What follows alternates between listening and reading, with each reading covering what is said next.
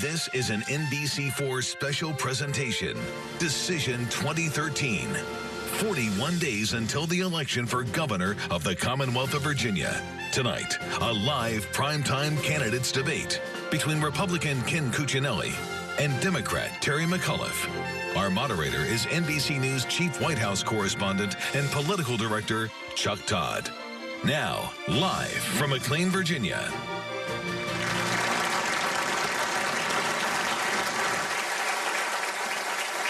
And good evening, I'm Chuck Todd, and welcome to the Virginia gubernatorial debate between Republican Ken Cuccinelli and Democrat Terry McAuliffe, hosted by the Fairfax County Chamber of Commerce and NBC4. This debate is airing on NBC stations across the Commonwealth tonight, also nationally on C-SPAN and streaming live on NBCWashington.com.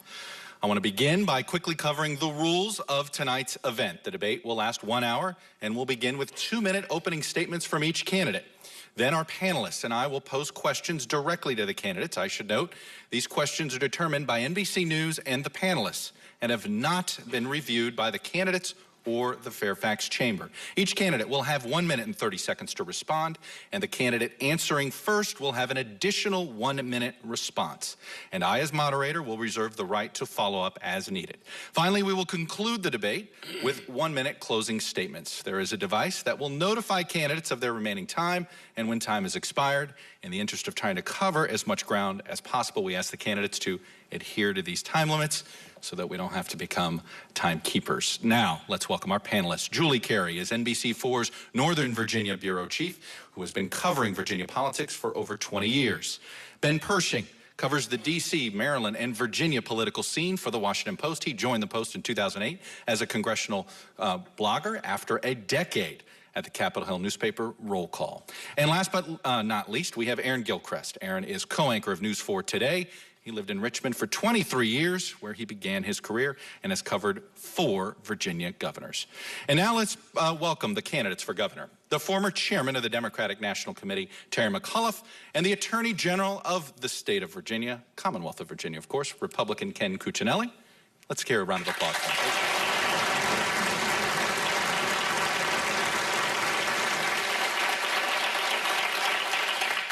Mr. McAuliffe, by virtue of an earlier coin toss, you will go first with your 2-minute opening statement. Go ahead.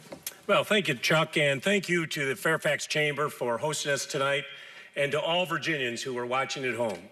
And I would like to recognize my wife, Dorothy, who is here with me tonight. For the last 2 decades, we have been raising our 5 children here in Fairfax County. The choice in this race is simple. Which candidate is going to govern from the mainstream, work with both parties, and focus on those economic issues that Virginians are concerned about? During this campaign, I have proposed common sense solutions on issues of education, transportation, and workforce development. I've also been proud to earn the support of so many prominent Republicans, many of whom have never supported a Democrat before. The bipartisan coalition that we have assembled during this campaign reflects the approach that I would take as governor, following in the successful model of Mark Warner. Just a few weeks ago, my opponent changed his campaign staff and his tactics, probably because he was concerned that a number of Republicans were no longer supporting his campaign. The result has been a sharp increase in the most personal of attacks. They've been called deceitful and false by the press. So I expect more of those kinds of attacks tonight. But what Virginians do expect from us is to hear how we are going to bring folks together in Richmond. With the Department of Defense drawing down its overall spending, and now with the sequestration, the next governor will face serious economic headwinds. We cannot afford the next 4 years in Richmond to be like the last 4 in Washington. Gridlock, driven by the Tea Party, is once again risking a government shutdown that would be devastating to the Virginia economy. In Virginia, we have a strong record of working together, Democrats and Republicans, and with the challenges that lie ahead, we must embrace the tradition of mainstream solutions. We need those solutions now more than ever. Thank you. And that is what I look forward to talking with you tonight. Thank you, Mr. McAuliffe. Mr. Cuccinelli, your opening statement. Well, I want to thank the Chamber and NBC4 for hosting us today, Chuck and the panel for their participation, and Terry for being here as well. It's nice to be right near in the backyard of where I grew up. I'm the only candidate in this race with a lifetime of fighting for Virginians, whether it's preventing sexual assault, helping the homeless, or working to help those suffering from mental illness, a passion of mine for more than a decade and a half. I've also served in state government for over 10 years, and I know how it works. I'm the only candidate in this race who won't need on-the-job training if you elect me your governor this year. In this campaign, my opponent has spent a lot of time telling you why you shouldn't vote for me for governor, but not much time telling you why you should vote for him. You may not always agree with me in this race, but you'll always know where I stand and why I hold the positions that I do. When it comes to economic competitiveness, job creation, and higher education, I know we can all work together to make Virginia a better place to live with lasting results. But it takes a governor who will fight for those issues and not for their own self-interest. Well, where does my fight come from? Well, my Italian grandfather didn't have more than a 6th grade education. He was one of the toughest, hardest working folks I've ever known, whether it was as a welder or in a scrapyard where he worked for years, or as a bare-knuckle boxer during the Depression, probably his toughest job of all. He was proud to work to support his family. And today, ordinary folks all over Virginia, like my grandfather, want nothing more than to share in the dignity of work. And I have a plan that'll create 58,000 new jobs here in Virginia.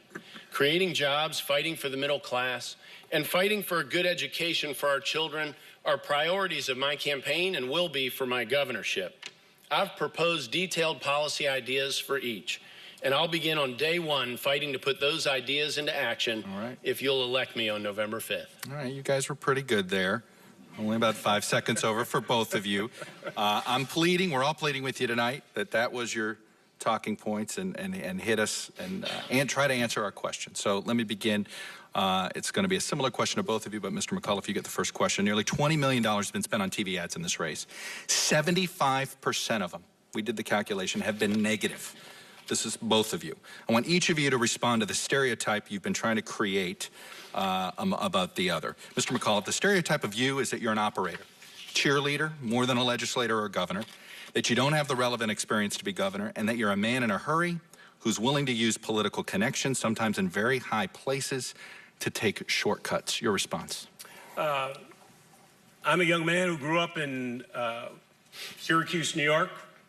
I started my first business when I was 14 years old because I had to help pay for college. I've been involved in a number of businesses since that time, chairman of a bank by the age of 30, built thousands of homes. I've been involved in a wide variety of different businesses. I want to bring that business approach, that business experience. I think it's important to have someone in the governor's office who has those business experience, understands the ups and downs of businesses, understands that risk is inherent in our economy, and is willing to put everything in to make sure we grow and diversify our economy. With sequestration, with the budget cuts that we have seen in the Department of Defense with $500 billion, the stimulus is over. The next governor's real challenge is how do you grow and diversify our businesses? How do we create new economic activity? Dorothy and I would love to have our 5 children stay in Virginia. But in order to stay in Virginia, we need to have those jobs of the 21st century, cybersecurity, nanotechnology, bio-life sciences. Those are what we need to do to grow our economy. Now, we've had a lot of different ads, and there are differences between the two of us. My opponent has spent most of his career on a social ideological agenda. He has pushed personhood legislation, which would outlaw most forms of contraception, would make the pill illegal in Virginia. He bullied the Board of Health that would shut down the women's health centers.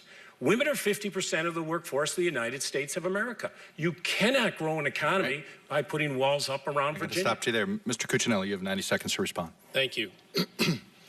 Well, in this race, of course, we've got our ads on television. I'd point you to the kinds of ads we've been running. Right now, you all can see running the ad about a case that I'm very proud of, one about Thomas Haynesworth. Thomas Haynesworth holds the record in Virginia for serving more time in prison while innocent than anyone in the history of the Commonwealth. And he's out today on a 6-4 vote of our Court of Appeals because I took that case and joined his side, and we won 6-4. 5-5 is a loss. You know, that's the kind of story we're trying to tell, Chuck, in this race. That's a story I'm very proud of. I think there are reasons not to vote for Mr. McAuliffe for governor. We make that case as well. But we have a positive record to look back on in my case. We've done a great job in the Attorney General's office fighting healthcare fraud, internet predators. We've worked even with Capital One as we sit here on some justice issues, justice access issues. Those are things near and dear to my heart. That's where we've focused in this race. I'm the only candidate who's gotten both of the major business endorsements so far in this race from the Northern Virginia Technology Council's Tech PAC, and just this week from Virginia's small businesses. The NFIB has endorsed me as well with their 5,500 small business members. They obviously think that my preparation and my plans for growing the economy here in Virginia is best, not just for them, but to make Virginia a better place to live and raise a family. Mr. McAuliffe, as you get your 60 seconds to respond on here, I want you to deal with this issue. You one time said to the New York Times, "I've met all of my business contacts through politics. It's all interrelated." And we've looked at it, and a lot of it is political ties. After all the ethical woes going on right now in Richmond with the current governor, why shouldn't that give the voters pause that there's going to be some ethical, questionable deals with too many political figures in your life? Well, I've spent a lot of part of my life volunteering in politics. I'm committed, passionate. As I say, I started my first business at a very young age, was successful in business. I want to bring that business experience, met awful lot of folks. But listen, I have stand by everything that I have done in my life. I'm very proud of my accomplishments. As I say, Dorothy and I decided to move to Virginia about 21 years ago because we knew this was the best place that we could raise our family. But there's a difference when the Attorney General, who's in the middle of the Star Scientific scandal, I mean, the same gentleman who gave all the gifts to the governor gave my opponent $18,000 worth of gifts. Star Scientific, they owed Virginia about $1.7 million. And instead of taking him to court, Ken was being taken to trips to New York City. He was got a $1,500 turkey dinner. I said, that's a lot of turkey. And he was using his house, Smith Mountain Lake House. We were owed, the taxpayers of Virginia were owed that money. And instead of going and collecting what was our money, my opponent was actually taking gifts from this gentleman, and he was buying stock, and he wasn't disclosing it. That's an ethical issue. We're going to get to that. Mr. Cuccinelli, I want to go a 90-second question to you. The second official question here. Talk about the stereotype that's been painted of you, that you'll use your governorship to push a social agenda on abortion, gay rights, even on climate change, that you would be a governor simply for conservatives, and that you will not consider those who are liberals or moderates in your governing. Your response to this stereotype that's been painted of you. I think that one of the best responses to this is the broad array of support that we're getting from Democrats, independents, and bipartisan groups like the Northern Virginia Technology Council's Tech PAC up here in Northern Virginia, the small businesses across Virginia and the National Federation of Independent Businesses, the Farm Bureau, the police. We're getting a broad array of support across Virginia because I've put forward well thought out plans that start with an understanding of how Virginia government works, and that we can move those plans forward because people can look at my record and see that what I campaign on is what I pursue. And as Attorney General, right here in Fairfax County, fighting back against overreaching regulations on a bipartisan basis with the Fairfax Board, we save Fairfax County taxpayers and Virginia taxpayers about $250 million. Look, I believe I have some basic beliefs that are fundamental to me. But overwhelming proportion of my time as Attorney General has been spent moving Virginia forward economically and protecting liberty in our Constitution. That's something you can continue to expect from me as your next governor. You know, the comparison here is someone who has told the New York Times, you know, you help me, I help you. That's politics, talking about a case where he was an unindicted co-conspirator in a Teamsters election money laundering case. I mean, if Terry's elected governor, we're going to have to change the state motto from Sic Semper Tyrannis to Quid Pro Quo. And just today in the Washington Post, they have an article about how his higher ed policy changed on a dime when he got certain support.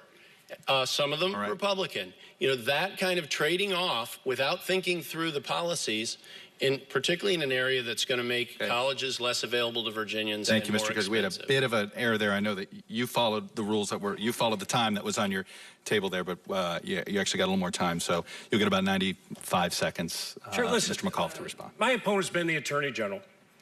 He's run on jobs and transportation when he runs for office. He gets into office, and he runs on and serves with an ideological agenda. Let it be women's health centers, where he bullied the Board of Health to shut them down.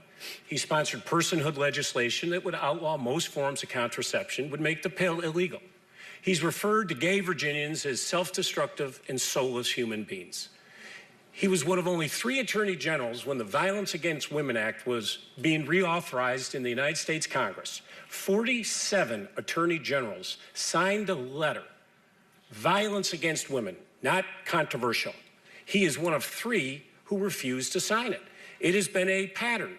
And as it relates to his attack on gay Virginians, when he was Attorney General, he sent a letter to every college and university saying they could provide no protections against discrimination based upon sexual orientation against professors and students.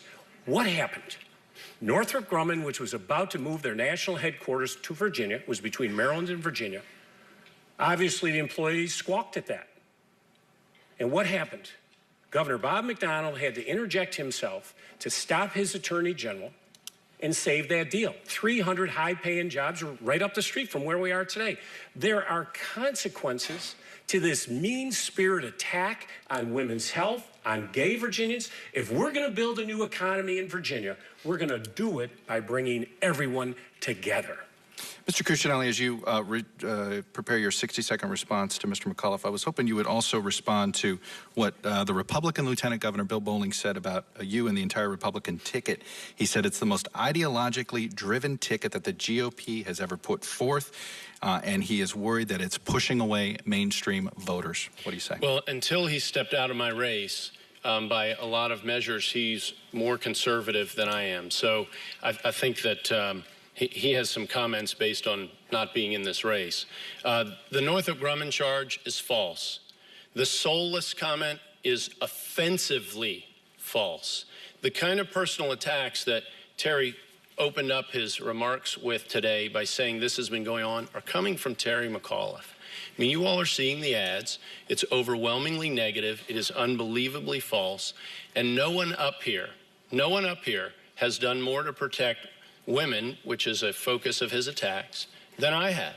Whether it was back when I was an engineering student at UVA and a friend of mine was sexually assaulted, my response was to start a new organization that's still functioning there to protect young women at UVA, and it was the first of its kind in the country. We run multiple domestic violence programs in the Attorney General's office, and we started from scratch fighting human trafficking, and we've done a great job of it. Ben Pershing has the next question for Mr. McAuliffe. Mr. McAuliffe, you propose spending more money on teacher salaries, on pre-K education, on community colleges. Now, we haven't heard quite enough specifics to put an exact price tag on it, but we're wondering how exactly would you pay for that, especially if the General Assembly doesn't approve Medicaid expansion? Very important question, and what I've said is responsible budgeting. First of all, when I'm governor, we're going to look at the efficiencies we can bring to the government, and then we're going to work together to get that Medicaid expansion. If we don't get the Medicaid expansion and we can't bring in the efficiencies, then I agree with it. There's not money to be spent. So I think it's prudent budgeting first to determine how much money you have. Then when you have it, then you can apply it to your priorities. And this is quite a difference. My opponent has proposed a $1.4 billion tax cut per year. He doesn't say how he'd pay for it. Just the other day, his lieutenant governor said that E.W. Jackson and Ken Cuccinelli want to get rid of the corporate income tax in Virginia. Well, let me tell you what would happen to our budget. You will see hundreds of millions of dollars come out of education. You could see thousands of teachers being laid off at a time that we need to compete on a global basis.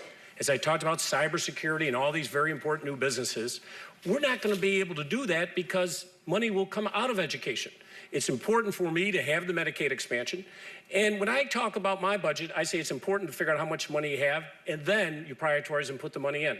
But his plan, $1.4 billion a year, Doesn't say how we pay for it. That's $6 billion over the course of the next 4 years. Vince Callahan, the former Republican chairman of the House Appropriations Committee, said it would put a gigantic hole in our budget.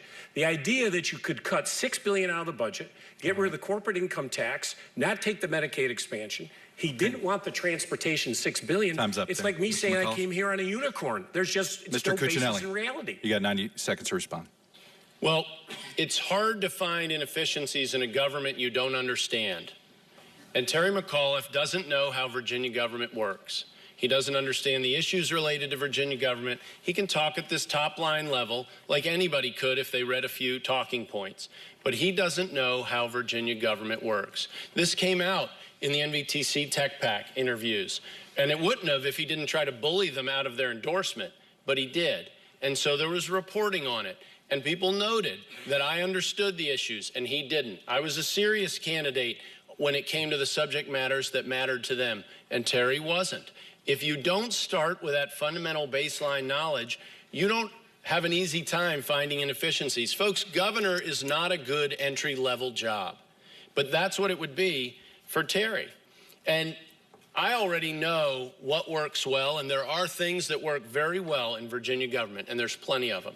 But there are areas where we need to do much, much better. And I would point to Medicaid, not the expansion, Medicaid itself, one of the biggest parts of our budget.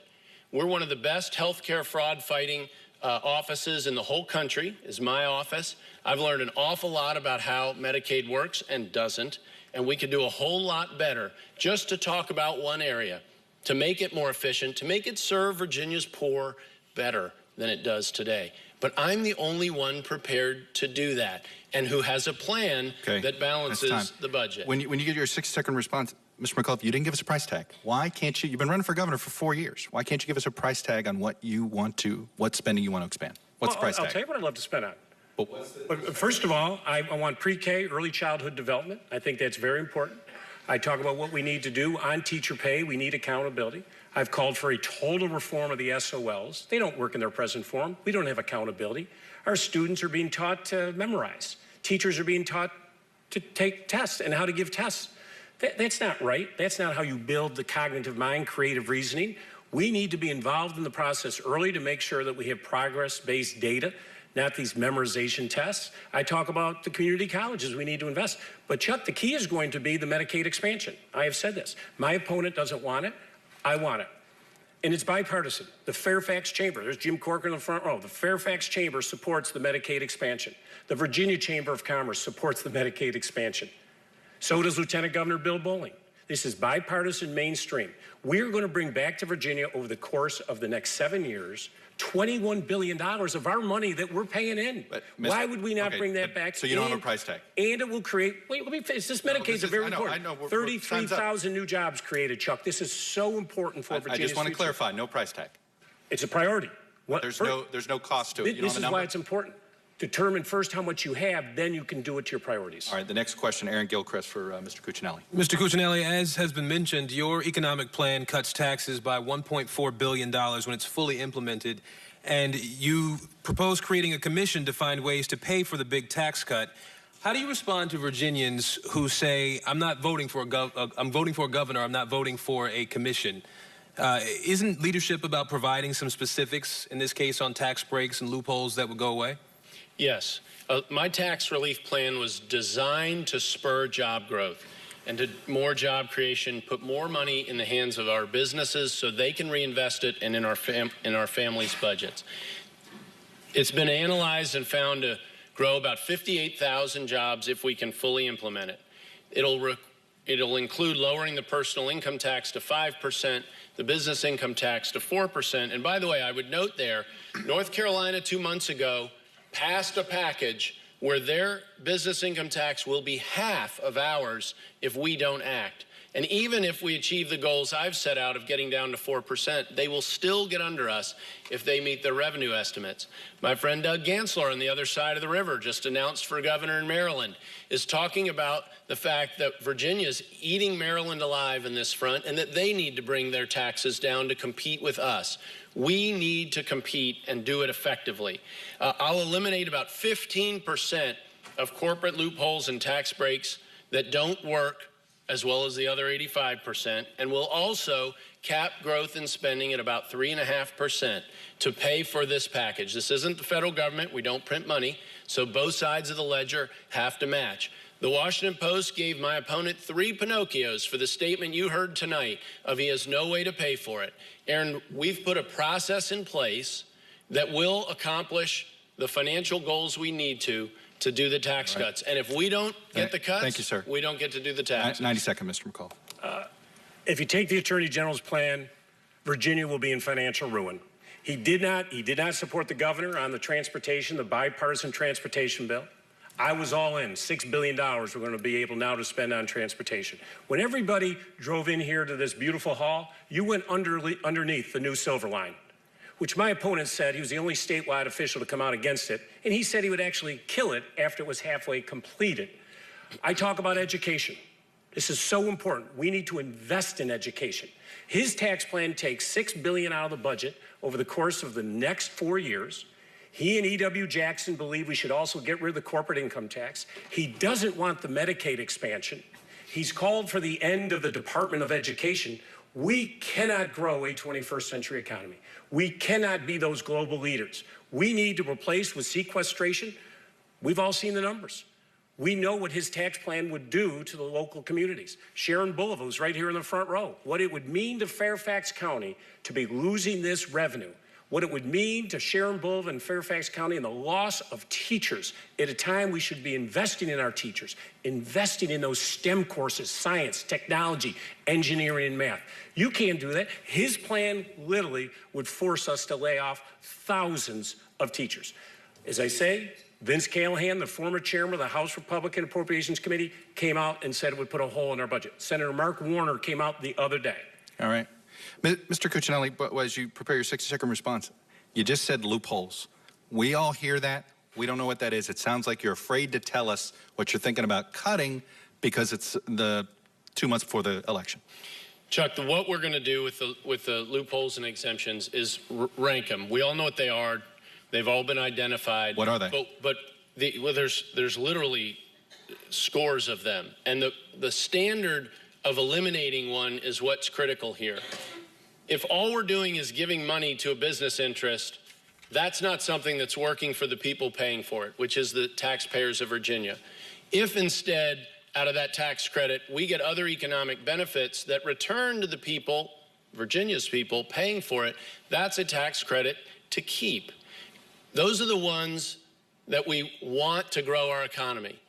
But on a bipartisan basis, we've got to be able to find at least a sixth of them, about 15%, that don't perform, that don't meet that standard. That's all we have to do to get our 58,000 job-creating tax plan put in effect. I'm the only candidate with a plan to grow jobs, other than to say the word jobs repeatedly. Julie Carey is the next question for Mr. McAuliffe. Well, the tragic shooting at the Navy Yard has once again cast a spotlight on gun laws.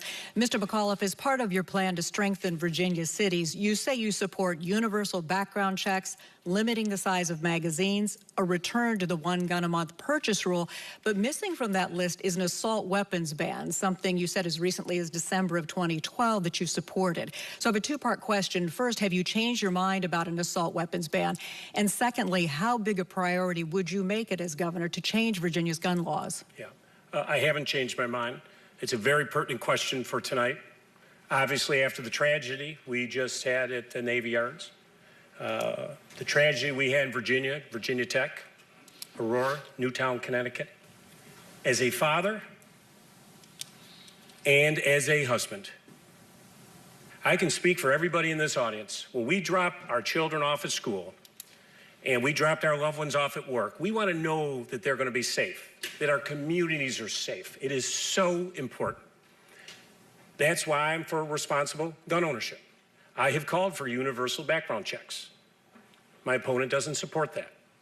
I'm a strong supporter of the Second Amendment. I'm a hunter. I own guns. I've gone through background checks. They take just a couple minutes. We have a gigantic loophole in Virginia. You can buy guns through mail order. You can go to these gun show loopholes.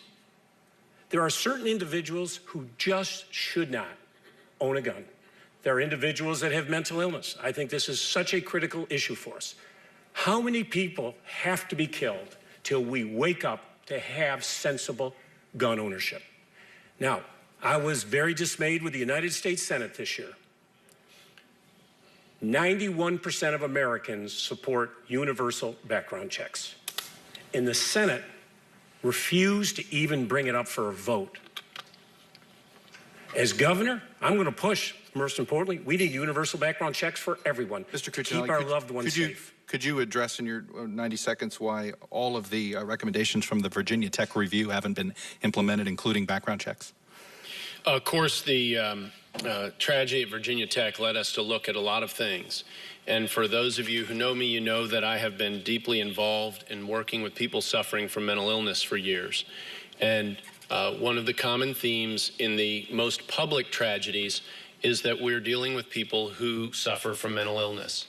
I would tell you, though, that the more common tragedy in mental illness is day-to-day, one person at a time, that you don't read about in the paper.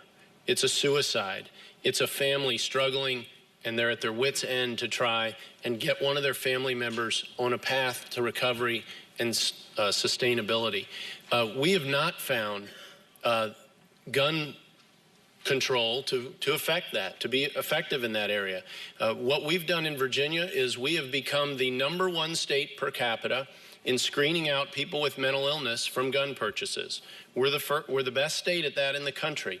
We're also the #1 state that I'm aware of, the Department of Justice doesn't keep data on all of them, in terms of prosecuting people who attempt to buy guns illegally. That is the best way to enforce our gun laws, is to be aggressive and proactive. I'm running against the only F-rated candidate from the NRA, the only one of all 6 running statewide. I will support the Second Amendment. It deserves support, as does our whole Constitution, but I will continue to focus on where I believe the main source of this problem is, and that is resolving mental health issues. Mr. McAuliffe, you got 60. He absolutely said nothing with that response as it relates to gun control. Obviously, we both believe in investing in mental illness, mental health, and what we need to do. I can tell you this, without the Medicaid expansion money, there's not a penny for any new investment in mental health, not a penny. With his tax plan that would take all this money out of our budget, there's not a penny. So it's really just talk. Now, whatever rating I may get from the NRA, I'm going to stand here and tell you today that as governor, I want to make sure that every one of our citizens in the Commonwealth of Virginia are safe. Every one of our children, when they go into a classroom, should know that they are safe. When any one of our loved ones goes into work, what happened at the Navy Yard the other day is continued pattern of what's going on. We need to eliminate guns from the folks who should not own guns. There are many reasons why individuals who are dangerous, who have an issue of mental illness, in a background check, I've done it. It takes 2, 3, 4 minutes. Thank you there. We're going to do a pause here for a brief commercial break. We're going to be right back with many more questions for the candidates of the Governor of Virginia. And after the debate, you can join me and News 4 Northern Virginia Bureau Chief Julie Carey for a special Google Hangout on NBCWashington.com. We'll be right back.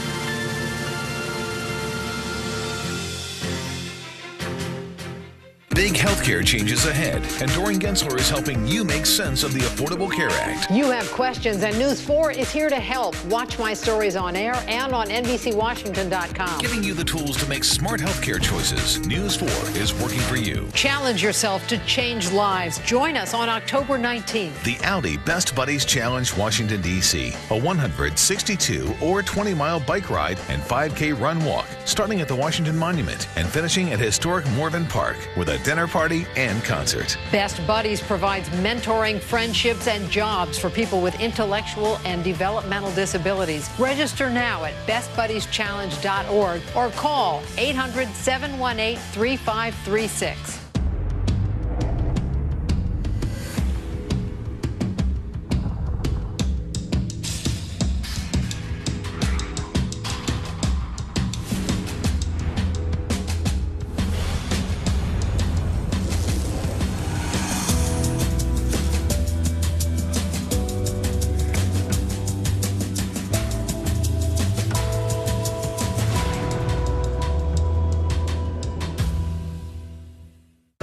you get to the Olympics, you feel like you're a part of something bigger than any other competition. Down to the finish line, Lindsey Vonn into the lead.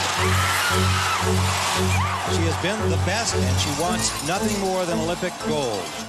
There's one thing I know. People do bad things. As a cop, I'm everywhere, working every angle until I've got my facts. But when I know, then I may do bad things too.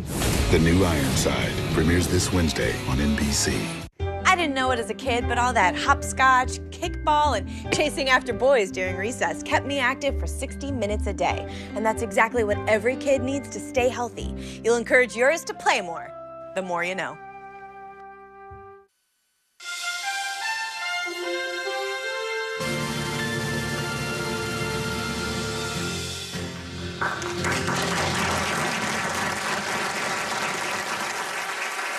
And we are back live here in McLean with the two candidates for governor of Virginia, Terry McAuliffe and Ken Cuccinelli. Mr.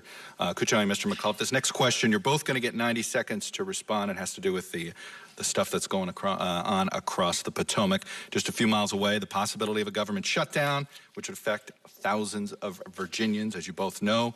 So a quick 90 seconds, both of you, on this. Mr. Cuccinelli, I want you to go first. Do you support Ted Cruz's effort here to use any means necessary to prevent the implementation of the president's health care law? And Mr. McAuliffe, do you think President Obama has shown the right leadership to resolve this stalemate? Mr. Cuccinelli, you first. Well, first of all, you know, I'm a Northern Virginian. I've lived up here my whole life. None of us want to see a government shutdown.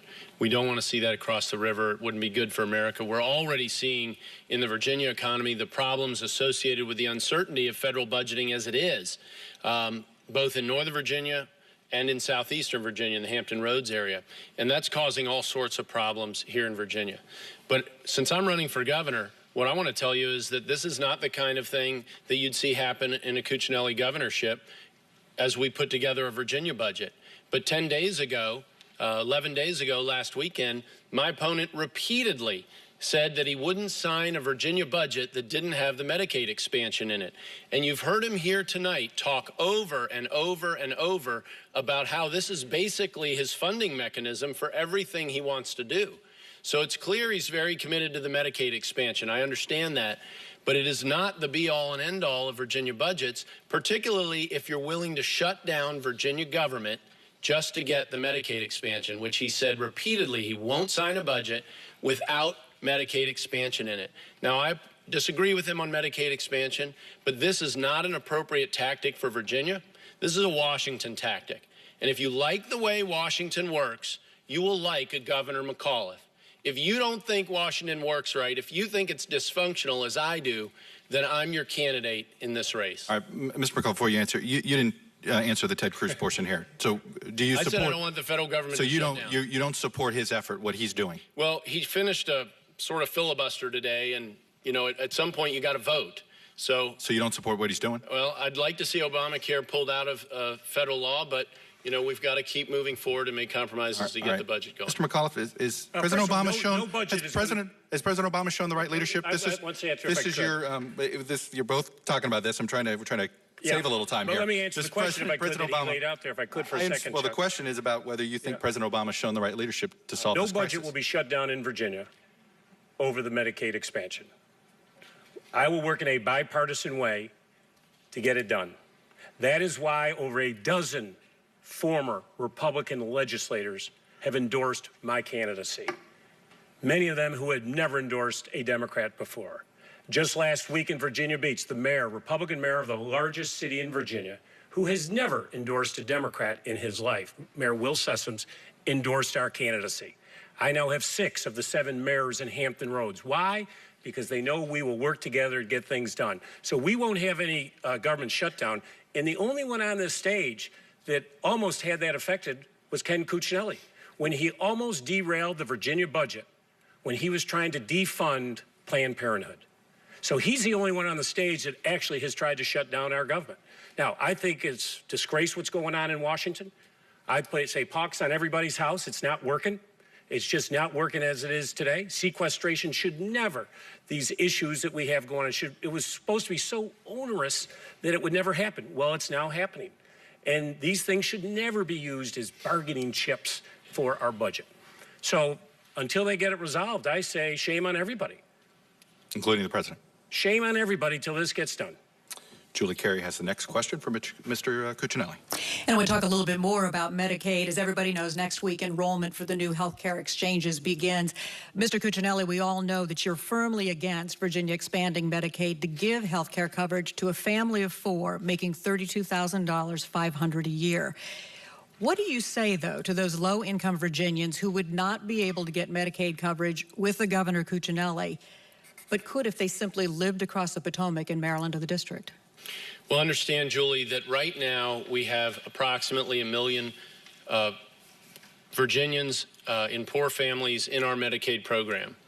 And it can work a lot better for the folks who are in it.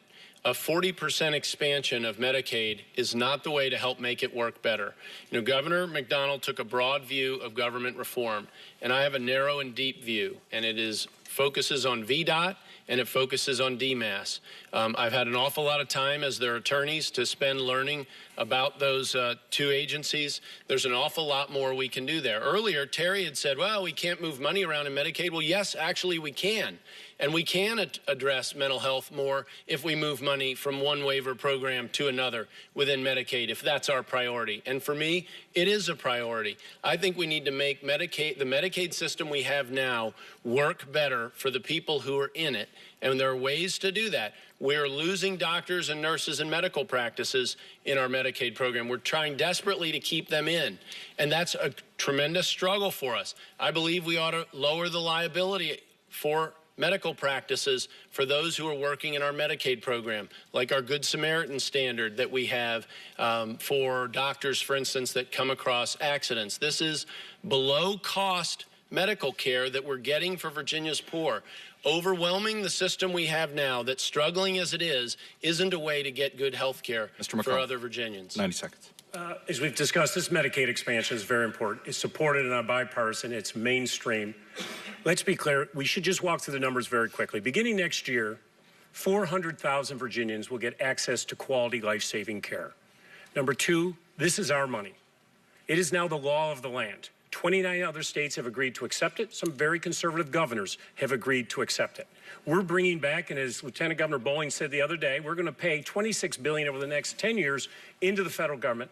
Why would we not bring $21 billion of our money back into the Virginia economy to turbocharge our economy, use that money to bring more efficiency to the healthcare delivery system, make it more cost effective? And if we don't take the Medicaid expansion money, then many of our rural hospitals could be jeopardized. The federal dish payments, disproportionate share payments, that is slowly being ended. So today, with a low-income individual who goes to a hospital, they get reimbursed by the federal dish payments, that may go away. In addition, it frees up over the next 8 years, $800 million in the general fund, which we can use for our priorities. But I go back to the point, he continually goes on these big federal issues, but he was absent on one of the most important federal issues that we had, the reauthorization of the Violence Against Women Act. He was one of 3 attorney generals in our nation that refused to sign a letter. 47 other attorney generals. I don't know why he would not want Virginia women protected against violence. Go ahead, Mr. Cuccinelli, 60 seconds. Well, first of all, unlike my opponent, I do my homework. I called Congressman Ryan about the federal match that we're promised, the raining down money that Terry is relying on to fund everything he's promising everyone all over Virginia. And Congressman Ryan told me, Ken, it doesn't matter whether Democrats are in charge up here or Republicans. We don't have the money in the federal government to meet these matches that are proposed in the federal health care bill. So the question then becomes for a state, when we're thinking of getting in, whether you trust that the money will be there, even if you have a plan to fund the state share, which my opponent does not. I am not willing to risk Virginia's budget when the federal government is already taking the position, many of them taking the position that they can't afford it even if they wanted to. The hole in our budget when this is fully implemented now is $200 million a year. All right. That'll explode when they don't fund it at the federal level. Thank you, Mr. Cuccinelli. Aaron has the next question for Mr. McAuliffe. Mr. McAuliffe, a new NBC4 Marist poll shows 54% of Virginia voters support gay marriage. You are among those who support that, but you say the legislature would not be able to overturn the state's ban on gay marriage. Why not use the office to lead on this issue? And we certainly could. I do have some tremendous challenges because of the issues of economic development, job creation that I need to focus on. But I have come out for marriage equality. Irish Catholic kid growing up, Dorothy and I spent a lot of time discussing this issue. And what really turned it for us is probably the don't ask, don't tell. The idea that we could send our men and women across the globe to fight for us, and then they come back and they don't have the same equal opportunities and equal rights, I just think was plain wrong. So I support marriage equality, and I've said that. And this is quite a difference from my opponent. He has referred to gay Virginians as soulless and self-destructive human beings. I made the point earlier. It almost cost us the Northrop Grumman deal. And he said it isn't true. Well, the New York Times reported a Governor McDonald administration official who told the New York Times that his actions almost cost him the deal. So I would just go back to Governor McDonald's administration and ask that individual why he said that then. But this is a very important issue. I was out early on the issue. And if we can get a bill through the General Assembly and on my desk as governor, I'd sign it. Mr. Cuccinelli. Well, it actually doesn't happen in the form of a bill. It's a constitutional amendment, so it never comes to the governor. But to your point, a governor can still lead on the issue, but it will never come to the desk of a Virginia governor. Look, I understand and respect the fact that this is a sensitive issue to a lot of Virginians. But I'm one of those who do believe that the institution of marriage should remain between one man and one woman. I would note that my opponent appears poised, based on some of his comments during the campaign, to not defend our state constitution. Now look, as Attorney General, I've defended laws whether I like them or not. And as pointed out by a former Democrat Attorney General, Tony Troy, a pattern for Terry, though, that's been emerging is that he seems to think he gets to decide which laws and which parts of the Virginia Constitution that you're obligated to defend as the Virginia governor. We have 2 lawsuits running right now on this matter, and the duty of the Attorney General and the duty of the governor is to defend our Constitution. If they want to change it, one could lead, as the question suggested, to try and get the General Assembly to make those amendments and put it on the ballot. But the office has duties that come with it. And I respect the office, and I respect those duties. I respect Virginia's history, and this is part of it now. It may change in the future, but right now the next governor is obligated to defend our Constitution. I intend to do that. Go ahead, Mr. McAuliffe, you have a response. Yeah, I will support legislation that allows equal rights for individuals, for gay Virginians. I've said continuously that my opponent has continually attacked gay Virginians, and you cannot grow a business by doing that. But clearly, if we get through the General Assembly, we go to a referendum, we come back as it relates to gay marriage. But I have some big issues that I'm facing right in front of me. He talks about his duty in office. Well, I got to tell you, we had thousands of landowners in Southwest Virginia who had methane gas taken off their property. They were owed money by 2 out-of-state energy companies. Now, what was the Attorney General's office and their responsibility? What they were doing was secretly telling those 2 out-of-state energy companies how to get out of that deal and giving them advice of how to beat the landowners. Now, my opponent took $100,000 in contribution. So while he was taking contributions, the folks who were owed money, thousands and thousands of Virginia landowners, were denied their money that was due them from methane gas that had been taken off their property. Thank you, Mr. McAuliffe. He's not doing his job as Attorney Thank you, General. Mr. McAuliffe. Ben's got the next question for Mr. Cuccinelli.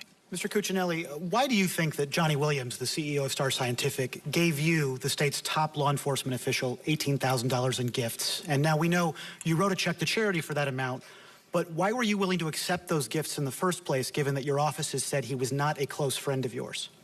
Well, I would say that, ironically, I met Mr. Williams through the governor, and at the time, what was going on there didn't seem like a big deal. I didn't know about any business he had before Virginia, and as far as I know, except for their tax case, they had none. And the only thing we did in their tax case was oppose them vehemently. They never got a break from us, and they're still fighting it today. And we're still, through free counsel to the taxpayers, defending that. And I did give the $18,000 to a charity because I thought it was the right thing to do. It took a while to get that together for the Cuccinelli family. That was a hard thing to do. I also called this summer for a special session for ethics reform. And I'll remind some of you that I'm sure don't remember in 2009, when I ran for Attorney General, I put forward an ethics platform, and we got about half of it achieved, including the Inspector General, which was a big deal to me when I was in the state Senate and when I was Attorney General. And I think that's a big step forward for Virginia. We have a lot more to do in that area. But I would say that this is an area I've led on as Attorney General when I ran for that office. I've run on a platform this time. I would have liked to have gotten it done during the summer, but the governor didn't agree with us. Mr. McAuliffe, as you formulate your answer, you've talked a lot about this tonight. So can you explain why you haven't released more of your tax returns? You pushed Mitt Romney to do this, and you said by not releasing them, the imagination runs wild. Yeah, I've gone beyond what the last governors have done. When Governor Kane, Governor Warner, and Governor McDonnell ran, I've gone up and beyond that. But the issue about the Attorney General and Star Scientific, let's be clear, Star Scientific owed the state $1.7 million. This suit languished for 2 years, for nearly 2 years. Now, instead of the Attorney General, as I say, going after that, bringing that money back to Virginia taxpayers, he was being taken to New York City. He was being taken to his Smith Mountain Home Lake Resort. He spent time and his staff stayed at his house in Richmond. He took $18,000 worth of gifts. He bought stock in the company and it wasn't disclosed. That company had business before the Attorney General. That was his legal responsibility. That's why I've called for ethics reform. I've called for a bipartisan commission, number one. And number two, I have called for a $100 gift ban. Any state elected official cannot take a gift of more than $100. Now, I'm going to propose that the day I'm inaugurated as governor, and I'm not going to wait. I'm going to issue an executive order for myself, my family, and my appointees that they cannot take anything over $100. And I would say to the Attorney General, join me in this $100 gift ban. I mean, clearly, you can buy a lot of turkey for $100.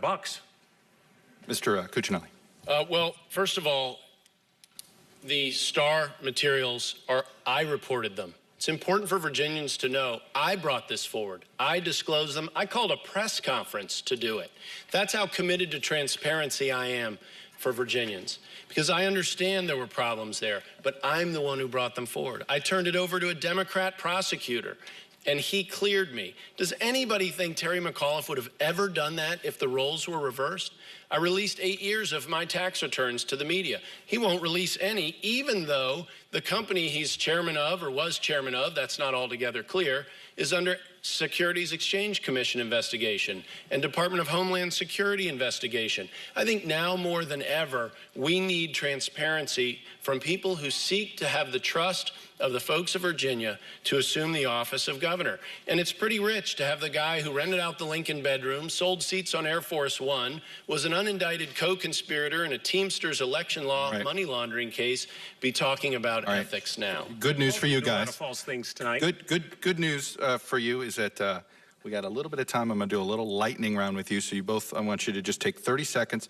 Deal with this question. Would you be open to Virginia, Mr. McAuliffe first, to Virginia joining most other states in the country and allowing school districts to start school before Labor Day? It's somehow not allowed in this state. No. You don't want to allow it. Keep it the way it is. Tourism business is too important. The change would result in Virginia. It costs us about $369 million. Tourism is a vital part. It is our second biggest industry. Agriculture and forestry are 1 and 3. They're $79 billion industry. Even though kids could fall behind with AP tests, things like that. There's a lot of best practice we can do. I was just down in Newport News, the Achievable Dream, a spectacular school. They go an hour longer during the day. They go every other Saturdays. There's many things that we can do, but we cannot, with these economic headwinds, give up $369 million worth of tourism. Trying to squeeze it in here. Mr. Cuccinelli, go ahead. I brought this bill on behalf of the Democrat School Board of Fairfax County when I was in the state Senate. Children outrank tourism. Now, there are changes that we can make to take the pressure off the pre-Labor Day start, like appropriate reforms to the standards of learning, because we focus on that day very much. There are things we can do to make this easier until we get before Labor Day, but ultimately, localities should have the opportunity to make that decision. All right, before I get to closing statements here, I got one weird sports question for you. The Redskins, should they change their name, Mr. McAuliffe? Is it offensive to a lot of Native Americans? Do you think they should change their name? I don't think the governor ought to be telling private businesses what they should do about their business. Even if it's offensive to people? I don't think the governor should be telling private businesses. Do you have a personal opinion on it? As governor, I'm not going to tell Dan Snyder or anybody else what they should do with their business. And I want to congratulate the Redskins because I went down to the training park this year in Richmond, and it is spectacular. What Governor McDonald and Dwight Sharp Mr. Cuccinelli, do you think it's time for the Redskins to change their name? I think that is up to them entirely. I think that, 80 years of history with that team is kind of hard to leave behind. I understand that. I also don't think RG3 should have been played in the second quarter in the playoffs last year. Well, I had a little fun there. That concludes our questions. And now, Mr. McAuliffe, you have a 1-minute closing statement. Well, thank you once again to the Fairfax Chamber for hosting us tonight. There is a real choice in this election about who will grow and who will diversify our economy. We must work in a bipartisan way if we want to create jobs.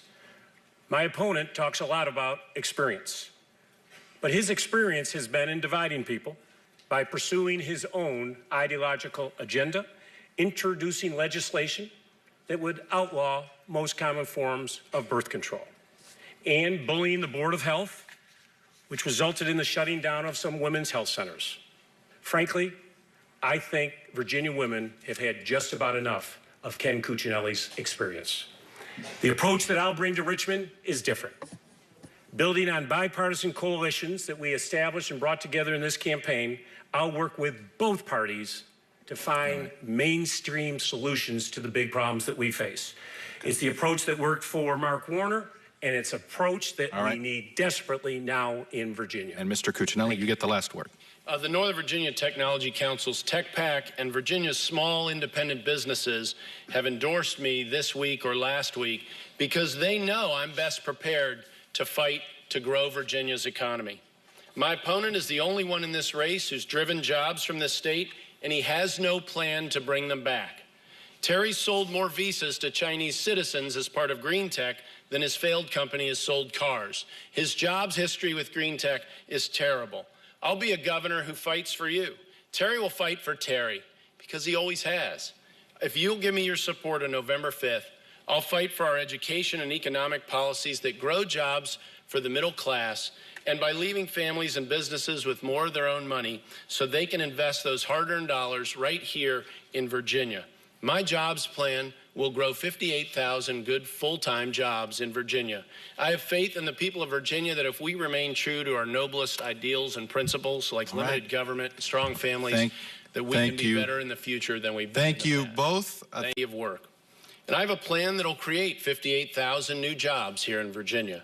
Creating jobs, fighting for the middle class, and fighting for a good education for our children are priorities of my campaign and will be for my governorship.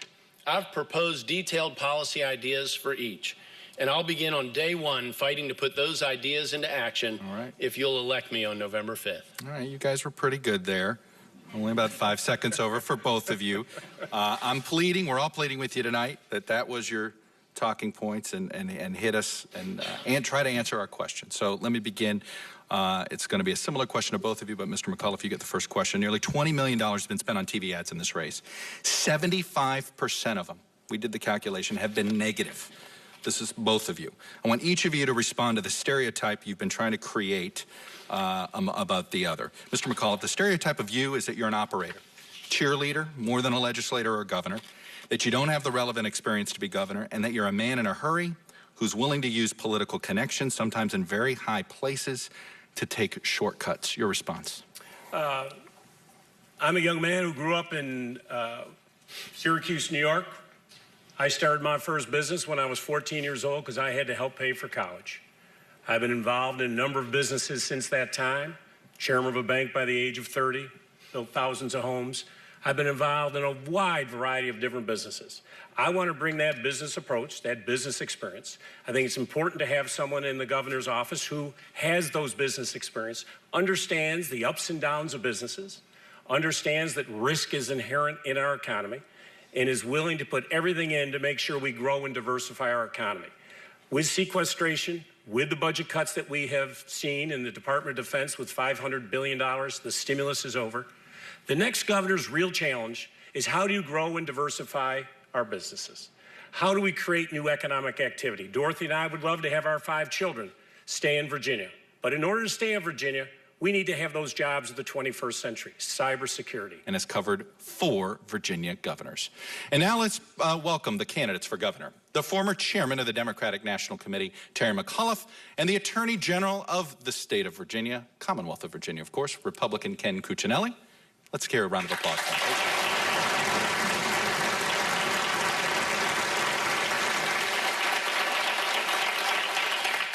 Mr. McAuliffe, by virtue of an earlier coin toss, you will go first with your 2-minute opening statement. Go ahead. Well, thank you, Chuck, and thank you to the Fairfax Chamber for hosting us tonight, and to all Virginians who are watching at home. And I would like to recognize my wife, Dorothy, who is here with me tonight. For the last 2 decades, we have been raising our 5 children here in Fairfax County. The choice in this race is simple. Which candidate is going to govern from the mainstream, work with both parties, and focus on those economic issues that Virginians are concerned about? During this campaign, I have proposed common sense solutions on issues of education, transportation, and workforce development. I've also been proud to earn the support of so many prominent Republicans, many of whom have never supported a Democrat before. The bipartisan coalition that we have assembled during this campaign reflects the approach that I would take as governor, following in the successful model of Mark Warner. Just a few weeks ago, my opponent changed his campaign staff and his tactics, probably because he was concerned that a number of Republicans were no longer supporting his campaign. The result has been a sharp increase in the most personal of attacks. They've been called deceitful and false by the press. So I expect more of those kinds of attacks tonight. But what Virginians do expect from us is to hear how we are going to bring folks together in Richmond. With the Department of Defense drawing down its overall spending, and now with the sequestration, the next governor will face serious economic headwinds. We cannot afford the next 4 years in Richmond to be like the last 4 in Washington. Gridlocked. This is an NBC4 special presentation, Decision 2013.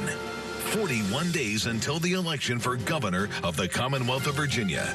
Tonight, a live primetime candidates debate between Republican Ken Cuccinelli and Democrat Terry McAuliffe. Our moderator is NBC News Chief White House Correspondent and Political Director Chuck Todd. Now, live from McLean, Virginia.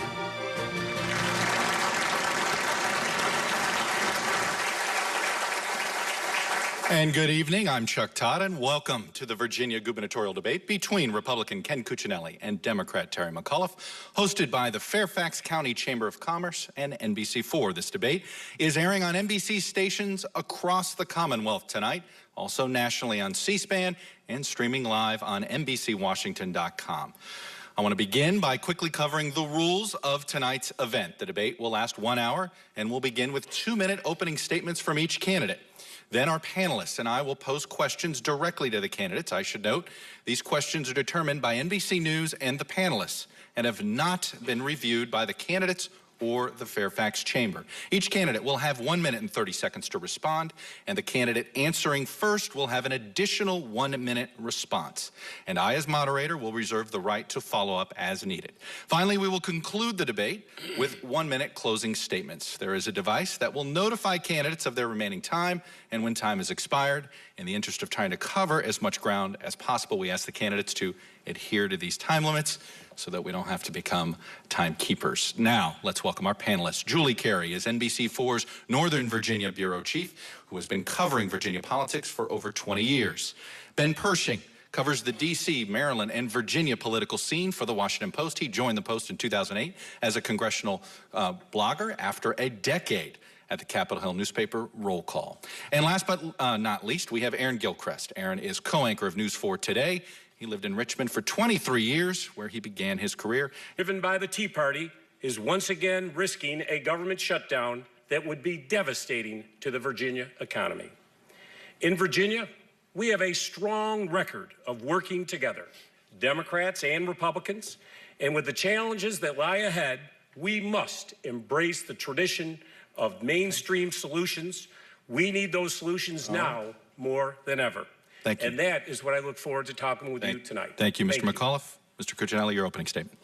Well, I want to thank the Chamber and NBC4 for hosting us today, Chuck and the panel for their participation, and Terry for being here as well. It's nice to be right near in the backyard of where I grew up.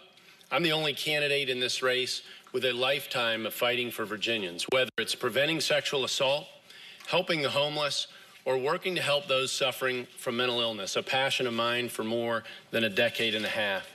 I've also served in state government for over 10 years, and I know how it works. I'm the only candidate in this race who won't need on-the-job training if you elect me your governor this year.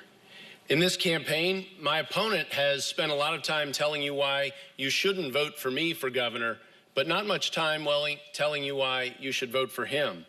You may not always agree with me in this race, but you'll always know where I stand and why I hold the positions that I do. When it comes to economic competitiveness, job creation, and higher education, I know we can all work together to make Virginia a better place to live with lasting results. But it takes a governor who will fight for those issues and not for their own self-interest. Well, where does my fight come from? Well, my Italian grandfather didn't have more than a 6th grade education. He was one of the toughest, hardest working folks I've ever known, whether it was as a welder or in a scrapyard where he worked for years, or as a bare-knuckle boxer during the Depression, probably his toughest job of all. He was proud to work to support his family. And today, ordinary folks all over Virginia, like my grandfather, want nothing more than to share in the dignity. Nanotechnology, bio-life sciences. Those are what we need to do to grow our economy. Now, we've had a lot of different ads, and there are differences between the two of us. My opponent has spent most of his career on a social ideological agenda. He has pushed personhood legislation, which would outlaw most forms of contraception, would make the pill illegal in Virginia. He bullied the Board of Health that would shut down the women's health centers. Women are 50% of the workforce of the United States of America. You cannot grow an economy by putting walls up around Virginia. Stop you there. Mr. Cuccinelli, you have 90 seconds to respond. Thank you. Well, in this race, of course, we've got our ads on television. I'd point you to the kinds of ads we've been running. Right now, you all can see running the ad about a case that I'm very proud of, one about Thomas Haynesworth. Thomas Haynesworth holds the record in Virginia for serving more time in prison while innocent than anyone in the history of the Commonwealth. And he's out today on a 6-4 vote of our Court of Appeals because I took that case and joined his side, and we won 6-4. 5-5 is a loss. You know, that's the kind of story we're trying to tell, Chuck, in this race. That's a story I'm very proud of. I think there are reasons not to vote for Mr. McAuliffe for governor. We make that case as well. But we have a positive record to look back on in my case. We've done a great job in the Attorney General's office fighting healthcare fraud, internet predators. We've worked even with Capital One as we sit here on some justice issues, justice access issues. Those are things near and dear to my heart. That's where we've focused in this race. I'm the only candidate who's gotten both of the major business endorsements so far in this race from the Northern Virginia Technology Council's Tech PAC, and just this week from Virginia's small businesses. The NFIB has endorsed me as well with their 5,500 small business members. They obviously think that my preparation and my plans for growing the economy here in Virginia is best not just for them, but to make Virginia a better place to live and raise a family. Mr. McAuliffe, as you get your 60 seconds to respond.